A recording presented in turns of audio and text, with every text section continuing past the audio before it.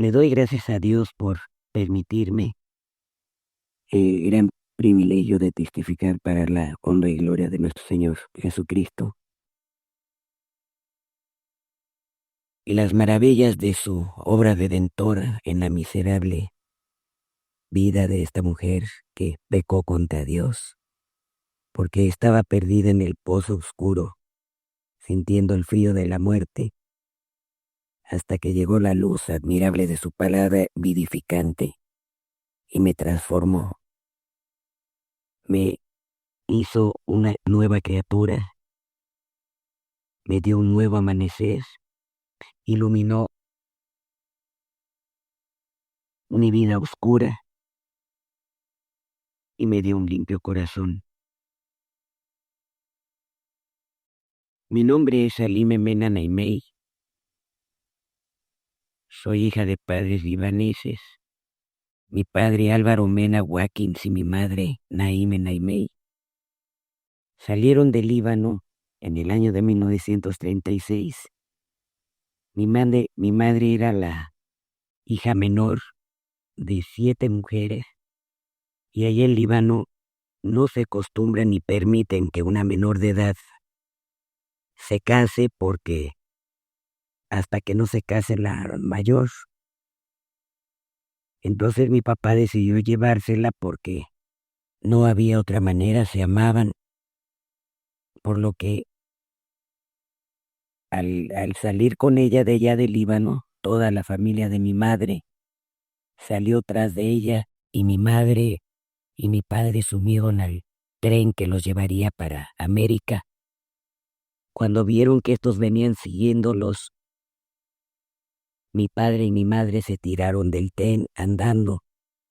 Y así empiezan un recorrido de 6 meses hasta llegar a Centroamérica, a donde nacen mis 3 hermanos y posteriormente deciden venirse a México, a donde ya nacimos mi hermano gemelo y yo, y ya se instala mi papá aquí en Puebla. Y el recuerdo de mi infancia es que todo el tiempo en la casa eran fiestas, era humo, era alcohol, eran cantos, porque todos éramos bohemios y desde muy temprana edad me envicié con los cigarros y con el alcohol. Todo el tiempo nos llamaban a cantar, era la convivencia que yo tenía con mi familia. Mi padre tenía una fábrica de ropa, de camisas y una tienda, un almacén, pero como ya le habían dado 4 infartos, él estaba ya muy enfermo. Trajo a su hermano de Líbano con toda y su familia. Y ese hermano, pues, eh, usó mal el negocio de mi papá. Y entonces mi papá, mm, como no contaba con mis hermanos, me dijo: tú apóyame y hazte frente y hazte cargo del negocio. Por lo que tuve que dejar mis estudios. Eh, Mi papá todo el tiempo hablaba de la preocupación de dejarme sola cuando él se fuera. Por lo que un día que llegaron unos amigos conocidos de él, de Líbano, me conocieron y le pidieron mi mano a mi papá. Yo al señor pues no le tenía el más mínimo del interés, porque no estaba yo pensando en él como él pensaba en mí. El caso es de que un día mi papá me habla y me dice: mira, este hombre quiere casarse contigo y pues yo no te quiero dejar sola, yo sé que voy a morir pronto y me preocupas. Por lo que es que hace una costumbre, una tradición, que entre los árabes no pueden seleccionar, o ellos no pueden elegir la persona con la que van a casarse, sino que la imponen ellos por tradiciones, por costumbres. Y a mí no me quedó más que obedecer a mi papá sin saber las consecuencias que iba a tener. Para esto, de repente un día yo me veo vestida de blanco. Me casaban con un hombre el cual yo no conocía, ni siquiera sabía de dónde venía este señor ni qué iba a pasar conmigo. Y al poco tiempo mi madre y mi padre, pues, cuando ya empezaban a darse cuenta que mi matrimonio no era feliz, pues mi padre, al poco tiempo de casarme, murió. Cuando murió mi padre, el que ya era mi esposo me decía: "Oye, yo no puedo vivir aquí en México, está muy alto para mí, me siento mal. Ya se murió tu papá, pues ya no tienes nada que te ate aquí, vámonos para Chetumal". Y así vendo la casa de mi padre y todas mis pertenencias y me voy para Chetumal con el que ya era mi esposo. Y ella empieza una vida,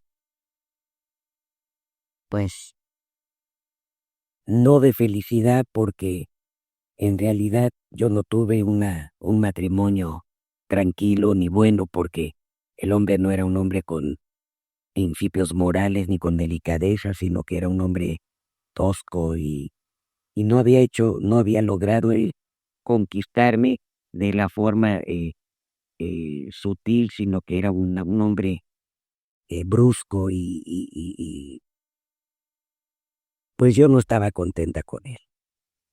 Así me refugié en el trabajo porque abrimos una tienda de importación. Prácticamente estaba yo tratando de olvidar todo lo que me había pasado en el trabajo. La gente que me conocía y lo conocía a él se daban cuenta que no éramos compatibles, que pues que el señor me llevaba muchos años de diferencia de edad. Él tenía 18, 19 años más que yo. A mí me gustaba la música, la poesía, la bohemia y todo, y a él no le gustaba, era un hombre que no le gustaba ir a ningún lado, no salía, era trabajo, trabajo, trabajo. Lógico, a mí me cansó porque no había ningún atractivo que me hiciera sentir que yo iba a tener ahí una vida feliz. Habían pasado 7 años, yo no había tenido familia, fuimos a Mérida a ver a un doctor porque ya me empezaba a sentir mal. Y ahí, con conocidos de la colonia libanesa, había un cónsul que había pasado muchos años su esposa sin tener hijos. Y entonces me dijo: "Oye, pues yo te voy a llevar con esta mujer que a mi esposa sí le dio resultado". Y resulta que me llevan allá con una especie de comadrona. Es como una doctora así que no tiene consultorios ni nada. Y me había dicho que yo tenía pues desperfectos en mi matriz por la que me dio cosas a tomar y como que me volteó mi matriz. Y seguido a esto, yo quedé poco tiempo después embarazada de mi primera hija. Y entonces el varón que nos llevó con esta mujer nos dijo que él iba a ser el compadre de nosotros si se lograba la criatura. Pero ellos se daban cuenta que mi vida no era nada feliz con este hombre. Y todos empezaban a decirme que por qué yo estaba casada con un hombre así, que maltrataba a mis hijas, porque no era un padre cariñoso, no era un esposo respetuoso, ni hacía nada porque yo me sintiera bien. Yo creo porque él tenía así cierta amargura por sus raíces de infancia. Y entonces en mi mente empieza a maquinar esa idea de dejarlo, pero yo no hallaba la forma de cómo hacerlo, por lo que por las constantes influencias y consejos que me daban mis compadres, mis amigos, mis vecinos, lograron convencerme y la primera oportunidad que tuve, este varón trató de lastimarme empujándome. Entonces yo nomás esperaba un momentito para tomar esa oportunidad y salirme de ahí. Entonces usé ese acontecimiento para llamar a mis 4 hermanos y decirles que yo no lo quería, que mi vida al lado de este hombre, pues no era una vida digna para mí, por la que decidí divorciarme de él, agarro a mis 2 hijas, me regreso a Puebla. Pero en el paso para ir a Puebla, paso a ver a mis compadres que me habían prometido apoyarme y auxiliarme mientras yo salía adelante. Y me encuentro que ya a mi compadre le habían amputado sus 2 piernas porque era diabético.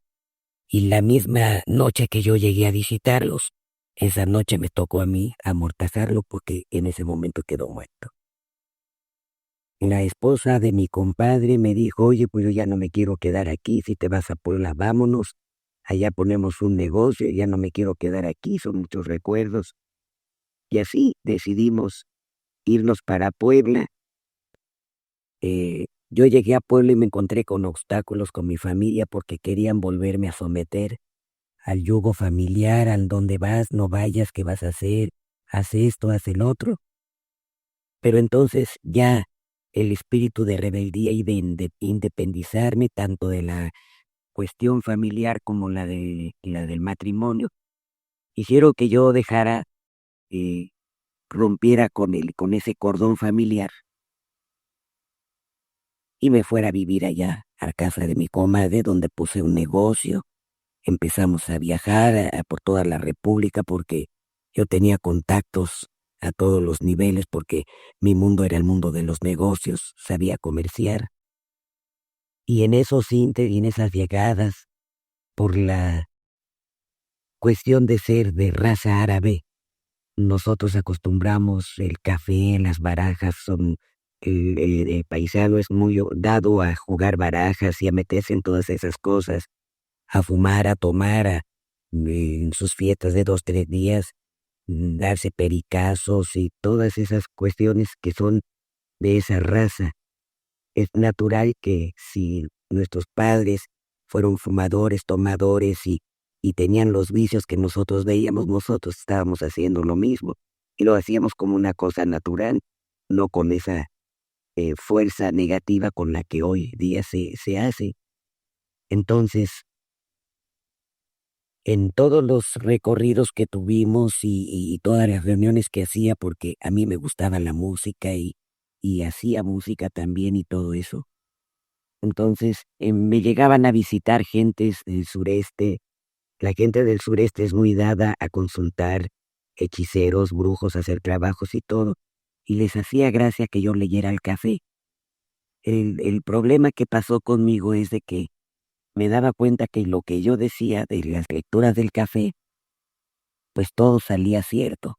Y me empecé a dar cuenta que yo tenía pues esa característica de clarividencia o de cuestión, así como adivinación y todo esa historia. Pero en ese tiempo, las relaciones comerciales que yo tenía, había gente de todos los niveles, literarios, negociantes, políticos. eh, entonces, estaba iniciándose la apertura de los templos de la francmasonería ya a nivel mundial con la introducción de la mujer a raíz de la liberación femenina. Y entonces me invitan a participar en esa apertura, dándome el poder de la carta patente para iniciar y abrir logias. En ese inicio de logias mixtas donde hombres y mujeres entraban, porque antes la mujer tenía prohibido entrar en esas instituciones porque son lugares herméticos donde solamente gentes con cierto intelecto y capacidad de mente y cierta solvencia económica pueden entrar ahí porque la masonería no es una cosa común y corriente, es un lugar donde custodiada por espadas y con juramentos y con ritos y con ceremonias impresionantes, empezando por sus iniciaciones que son pactadas con sangre y con juramentos eh, y con invocaciones aparentemente a la suprema fuerza, a la gloria del arquitecto del universo. Pero cuando uno entra a esos talleres al ser iniciados, se da uno cuenta que el esoterismo, la cábala, la astrología y todo lo que traguemos está abrazando ese templo que dice ser templo para eh, elevar las virtudes, el dominio de las pasiones, el conocimiento, el amor fraternal, la filantropía, la filosofía, la lectura de las Biblias porque ahí es todo altamente religioso y altamente político. Pero esos son en los grados de las logias azules, que son los primeros grados, el de aprendiz, el de compañero y el de maestro. Pero la gente, los masones que entran ahí, algunos entran por escalar puestos, por lograr alguna cuestión de conveniencia, otros entran porque son masones natos que aman el conocimiento. Hay otro rito que es el rito negro, es el rito de Yor, a donde todas sus escalas son títulos aparentemente excelsos de altos grados de conocimientos y palabras muy rebuscadas de honores, pero que los que ya pasamos todos esos grados y penetramos en la oscuridad de esas tinieblas y de esos conocimientos, cuando entramos a los templos de la sabiduría y rasgamos el velo del misterio y descubrimos que como es arriba es abajo, porque navegamos en el conocimiento de todo el mundo esotérico, llega un momento en que uno empieza a ingerir lecturas, enciclopedias, trabajos. Yo en los trabajos que presentaba en la masonería me decían venerable maestra porque yo aportaba nuces que son conocimientos mediante los estudios y profundizarse en todos esos libros y sacar trabajos y aportar esos conocimientos. Pero no nos damos cuenta que empezando los grados filosóficos y los grados de príncipes kadoshi, de inspectores, de todas esas cosas que son los grados que van escalando, ¿sí? Llega el momento en que uno se da cuenta que en sí la masonería es un alto cuerpo a nivel mundial donde encubren grandes asesinatos, grandes eh, concentraciones de cerebros y de potencias en las que a veces conspiran contra algún cargo de algún presidente, tanto para apoyar como para derrocar. La masonería es una política secreta y una religión secreta que tiene su plan de salvación, porque es una religión perfectamente adoctrinada, tiene su catecismo, tiene sus iniciaciones como cualquier religión, porque desde el momento que es un iniciado, se sumergen en el agua 7 veces como bautismo, después pasan por el fuego, después son sometidos a pruebas de entendimiento, de conocimiento, de sabiduría. Pero cuando ya los niveles de la logia azul pasan, que son cerca de 5 o 6 años de tez maestría, entra uno al ocultismo. Sutilmente empiezan a decir que es para conocer y para hacer trabajos, que quién fue primero, si el huevo o la gallina, y empieza uno a filosofar, y cuando empieza uno a darse cuenta ya está uno manejando a batir la hipocresía, está uno manejando a Hiram Abif, el templo de Salomón, la sabiduría, la traición, todas las cosas que maneja la Biblia, porque Satanás siempre quiere imitar las cosas de Dios, entonces él quiere ser también adorado. Ahí inclusive se maneja la palabra Adonai, que en los trabajos esotéricos quiere decir la cabra invertida. Empieza uno a meterse en los estudios y en los conocimientos y empezamos a descubrir que después de cada exaltación, cada paso a pasar de los grados, tienes que ingerir copas de algún licor o de alguna bebida que excita la mente para poder soportar a los conocimientos disfrazados de engaño, que según ellos son para hacer el bien a la humanidad, que ahí se encierran para trabajar y proteger a la patria y para proteger al hermano, que hay que dar la vida por el hermano y llegar al grado 36, que es llegar a tener ya todo el campo del conocimiento, porque ya es uno como Cristo. Esa es una de las finalidades aparentes, pero que hablando ya en los conocimientos metafísicos, esotéricos, gnósticos, de los sacrucismo, de todo lo que está relacionado con el ocultismo, son gamas interminables que son más de 30, 40 abominaciones, actos que según la gente están haciendo algo muy, muy bueno ante la sociedad, y lo que está uno haciendo ya se convierte uno en que ya estás venerando y sirviendo a Satanás sin darse cuenta, porque yo adquiero los conocimientos de cábala, numerología, esoterismo, horóscopos y manejo de todas las cuestiones astrales, de toda la ciencia del ocultismo, y cuando empiezo a manejar el tetragramatrón y el pentagrama, que son poderes del mal para predecir, para adivinar, eh, se me vino a la mente manejar los números, ya no a través del tarot, de las cartas o de las lecturas del café, del agua, del humo, del cigarro, sino que ahora ya los demonios que yo tenía dentro de mí me daban un poder en el que yo podía mover algún objeto, y yo no me daba cuenta que la telequinesis no era ni poder mental, ni mi fuerza, ni mis conocimientos, sino que ya estaban dentro de mí espíritus, espíritus que así como se habla en las cosas de Dios, los frutos de la carne y los frutos del espíritu, también Satanás tiene sus frutos. Los frutos de la carne y los frutos del espíritu, también Satanás tiene sus frutos.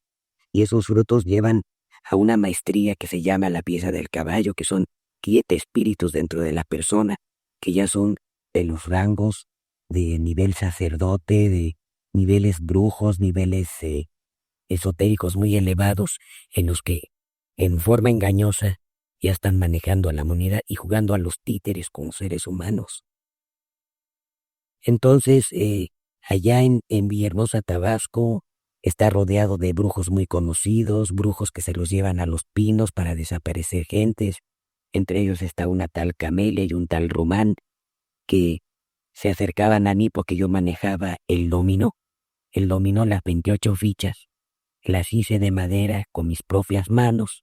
Le puse signos, simbolismos, le apliqué el tetragrama, le puse numerología, le apliqué eh, todo lo que son los planetas y todo lo que son las fuerzas de las materias espirituales, las apliqué en esas tablas. Y misteriosamente un día me doy cuenta que un brujo llamado Román me decía: oye, fíjate que quiero que me hables acerca de fulano de tal que nació en tal día y en tal año. Y yo con esas pláticas, con esas claves, sumaba los años con el mes y la fecha del nacimiento de la persona que me decía, y al manejar las tablas, las 28 tablas, yo empezaba a darme cuenta que esas tablas, todo lo que me decían, porque tenía las claves en árabe y una traducción de cada tal y su significado mediante los números del nacimiento, y daban un resultado de hablar sobre lo que esta persona quería saber a una larga distancia. Yo ya no necesitaba ver a las personas para saber qué es lo que se le podía predecir a esa gente, pero eran los demonios que yo ya tenía dentro de mí. Todo esto yo lo saco de una cuna llamada masonería, porque se va ramificando, sus ramas son muy extensas. Yo tenía una inquietud de olvidar todas mis cuestiones que había pasado, la muerte de mi padre, el matrimonio truncado con alguien que no quería, y fue cuando me fui metiendo en todas esas gamas. Me invitaban de Brasil, me invitaban a las reuniones mundiales, todo el mundo de los esotéricos, brujos, hechiceros que se hacen eh, reuniones, y entonces cada quien expone sus adelantos. Yo expuse lo de mis tablas, y ahí fue cuando por primera vez fui invitada a un ceremonial donde el tal brujo estaba oficiando una misa, y vi cómo exprimían de la parte más sutil de una criatura recién nacida que extrajeron del vientre de una mujer que tenía escasos 16 o 17 años. Sacaban a ese bebé y mediante una especie de, así como cuando uno exprime una toalla con agua, así exprimían la sangre de ese bebé sobre una copa, en la cual la bebía el sacerdote que ejecutaba el oficio de la misa, y medio y brujos que invocaban a la muerte y que todos tenían listoles, ¿sí? Hablaban con el mismo Lucifer. Como yo estaba no participando directamente, yo no entraba a trabajar con ellos, sino era una espectadora invitada, eso a mí no me dejaba tranquila y yo sentía un terror interno porque siempre tuve temor de Dios. Pero como mis conocimientos metafísicos ya me habían llevado a ser una mujer que podía desprender su materia, que podía transmutar con la mente a través de otras personas y a largas distancias, yo tenía ciertas características de ser receptora. Todas estas cuestiones yo las había eh, capturado prácticamente de todas esas gamas del ocultismo que pensamos que tenemos grado fulano y soy venerable tal y todas esas cuestiones que se van haciendo costras en el cuerpo hasta que se pudre uno de conocimientos y de pecado contra Dios. Por lo que las relaciones que yo tenía con esas gentes me llevaron a experiencias directas con Satanás y yo ya no me podía zafar de esto porque ya estaba dentro. Ya era una cuestión de que eh, se había hecho mi vida una atadura, yo ya estaba esclava, yo ya tenía las cadenas pesadas de todo esto que es contra Dios. Pero para esto cayó enferma mi hija allá en Villahermosa y pues lógico yo recurrí a toda la ciencia y la ciencia me decía nosotros no sabemos qué tiene su hija. Iban doctores, iban especialistas, viajaron gentes muy importantes y eminentes en medicina y nunca encontraron qué mal estaba llevando a la muerte a mi hija chica Alice. Entonces ya mis hijas eran cristianas, pero yo tenía un pleito y un rechazo por todo el movimiento cristiano porque yo no entendía ese movimiento, yo era católica, bueno, entre comillas. Eh, y entonces, cuando los pastores entraron a orar por mi hija, y yo vi que después de que se fueron mi hija se levantó, entonces en un acto de agradecimiento, no de mi corazón, sino de boca para afuera, yo acepté a Cristo hace 9 años. Pero no simpatizaba yo mucho con todas esas doctrinas, pero en una de esas idas, en unas invitaciones que se hacen ahí porque las niñas hacían campañas y predicaban y estaban entregadas a Dios, yo oí que en el testimonio de mi hija, ella hablaba de perdonar a alguien que la trató de dañar porque trataron de abusar de ella y yo no sabía que era una de las personas más cercanas a mi familia que yo amaba mucho. Entonces eso despertó en mí un instinto de venganza, empecé a sentir odio, rencor, y en un momento de ira, sí, yo dije, yo voy a agarrar mi pistola y voy a ir a matar a esta persona que trató de dañar a mi hija. Entonces el pastor que estaba ahí me dijo, no te muevas, no hagas nada, no seas violenta. Dice, mira, tú tienes un llamado y tienes un gran ministerio. Y si tú no obedeces, todavía peores cosas te van a pasar. Entonces yo cuando vine aquí a Puebla vine con la intención de acabar con esta persona, pero ya el odio y el rencor y toda esa basura que ya había ingerido en mi mente y con toda esa contaminación de ocultismo que ya tenía dentro de mí, me encuentran que tengo cáncer.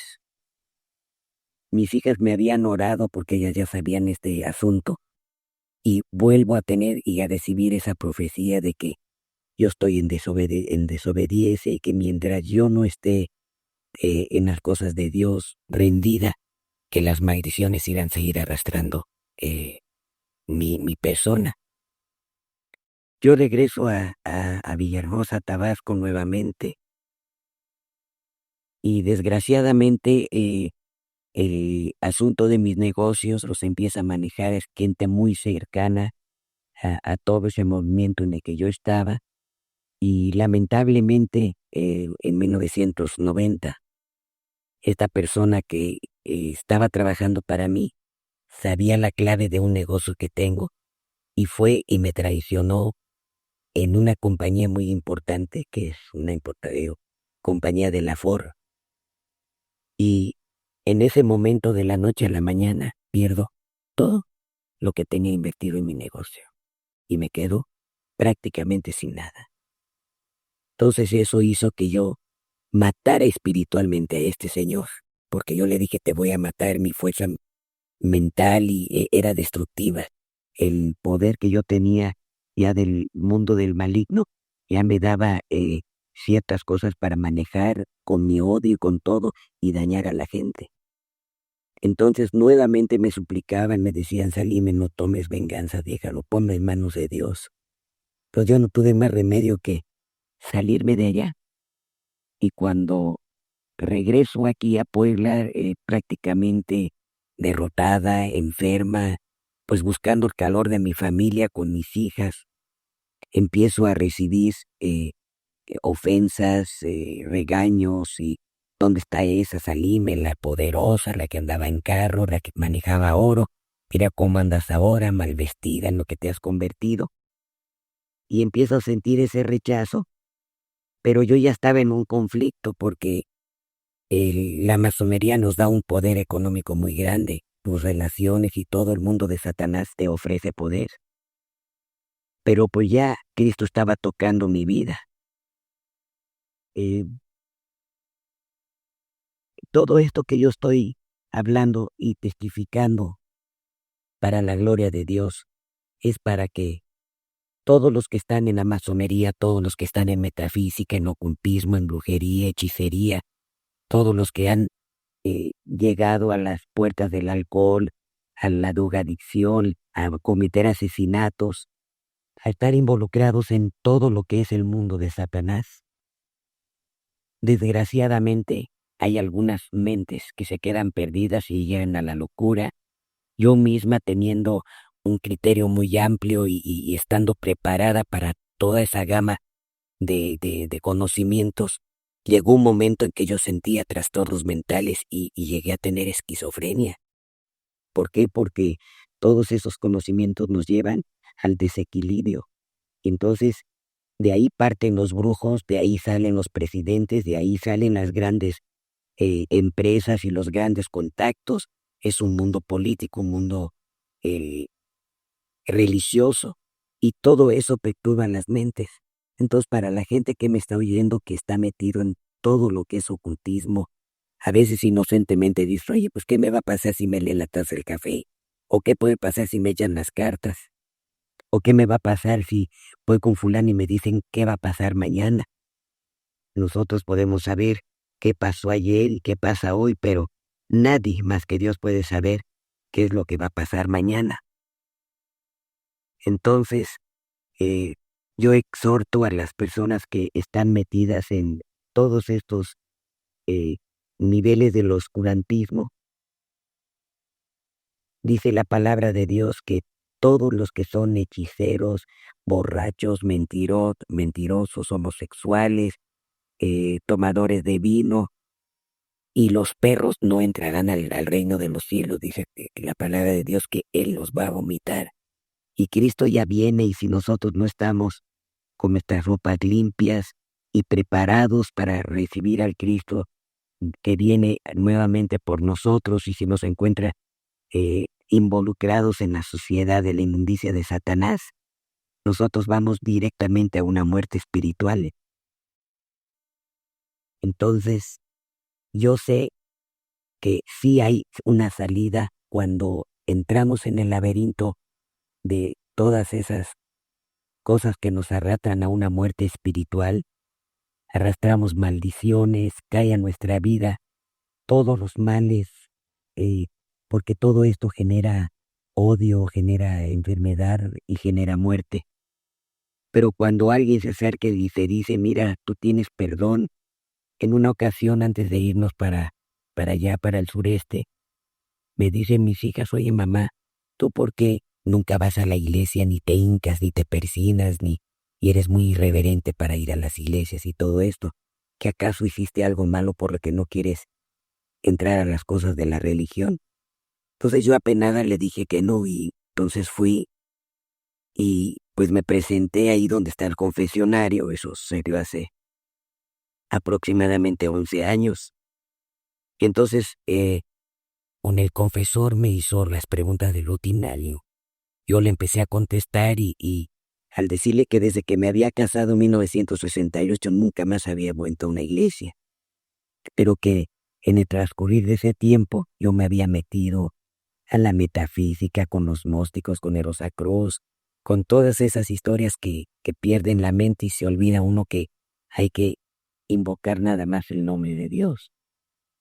Entonces, cuando llegué al punto masonería, el cura que estaba ahí en el confesionario se levanta y con su dedo señalándome dice: todos ustedes los masones están excomulgados porque en el concilio de Trento y en el Vaticano, Juan no sé qué tanto me empezó a decir, ordenó y decretó que ningún masón tiene acceso a la absolución de los pecados, porque masonería es contra Dios, y masonería es demonios. Yo tenía muchos conocimientos de teología porque había navegado durante casi 7, 8 años, y era muy difícil que a mí me pudiera convencer o persuadir, por lo que muy dentro de mi corazón yo tenía temor a Dios, y el Dios al que yo le temía era al de la religión, porque es el que me habían enseñado, no mis padres, sino en la escuela. Y entonces ahí prácticamente yo muero espiritualmente. Entonces ya no le tenía yo miedo ni a Satanás ni a Dios porque a ninguno de los dos conocía. Entonces ahí es cuando yo empiezo con mi carrera desenfrenada y sin darme cuenta yo ya era una pieza importante para Satanás. ¿Por qué? Porque yo ya estaba sirviendo, lo que el Señor lo reprenda. Y entonces, hasta que Cristo alcanza a mis hijas orando, en oración, en ayuno, en clamor, rogaban a Dios para que yo entrara en los caminos de Jesucristo. Entonces, eh, en una ocasión me regalan un libro que dice: Él vino a libertar a los cautivos, de Rebecca Brown, y a la hora que yo estoy descubriendo que efectivamente todo lo que yo estoy metida es contra Dios porque habla de la masonería y habla de sus rituales, en ese momento yo estaba leyendo ese libro en una hamaca por el calor que hace allá. Eran como las 11 de la noche y misteriosamente yo caigo de la hamaca al suelo y fui arrastrada desde la recámara donde estaba leyendo ese libro hasta la sala, que son como 20 metros de distancia. Fui arrastrada boca abajo y jalada por los pies por Satanás. Porque yo en ese momento, cuando descubrí, se me quitó la venda de los ojos por la palabra de Dios, porque ese libro está escrito y basado en puros textos bíblicos que pude comprobar. Cayó esa venda de mis ojos.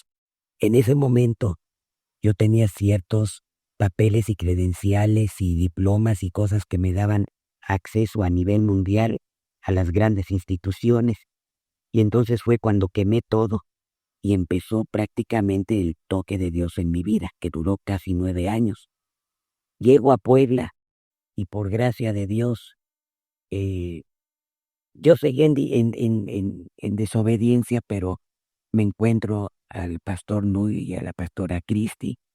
Me ven, ellos, siento que Dios les digo de mi testimonio, les testificó el mismo Dios de que me rescataran de las garras de Satanás, y me rebautizan y me rescatan, y tiene prácticamente un par de meses que yo volví a nacer de nuevo.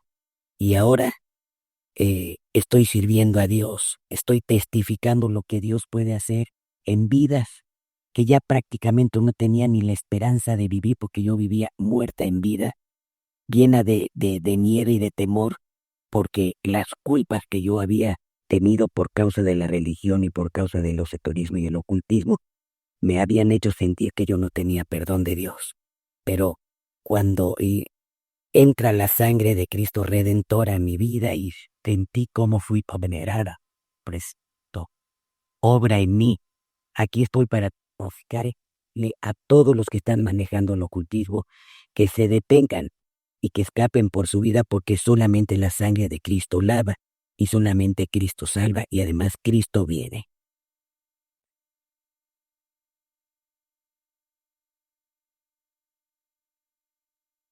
Hermana Salime, ¿usted no peligra con decir esta declaración? ¿No tiene miedo? No, ni peligro ni tengo miedo porque Cristo está conmigo.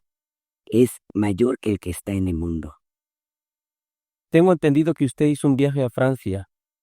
Sí, fui y participé en los 2 ritos de la masonería y por el rito York fui invitada a Francia por personalidades del mundo esotérico a recibir de las manos de la señora Margaret Thatcher una mención honorífica por mi participación de la introducción del himno a la masonería en música de cámara a nivel mundial. ¿Es verdad que usted introdujo a altos funcionarios de gobierno a la masonería? Sí, al gobernador de Puebla y al regente de la Ciudad de México y a algunos líderes religiosos como mormones y algunos pastores bautistas, porque la masonería es altamente política y religiosa. ¿Qué le puede decir hoy usted a todos los que están en la masonería? Yo les digo que renuncien al pacto de sangre y a todos los ceremoniales y rituales y ritos que son de Satanás, porque si no se arrepienten todavía hoy, hay tiempo, mañana quién sabe. Seguramente a todos nos gustaría saber cómo usted fue libre. Cristo me hizo libre de todo pacto satánico y de la condenación del infierno con su sangre. Yo quiero invitarlos a los que me están escuchando a repetir esta oración. Padre Celestial, en estos momentos que me ha tocado y anhelo ser una nueva criatura, pues reconozco que he pecado contra ti y necesito tu perdón para ser verdaderamente libre. Renuncio a toda obra de las tinieblas en el nombre de Jesús y declaro una nueva vida en tus poderosas manos. Creo que el Señor Jesucristo murió y resucitó, y con ese sacrificio supremo quedé lavada, limpia y restaurada y renovada. Gracias, Espíritu Santo, que ahora me guiarás a tu luz admirable y puedo decir que soy libre.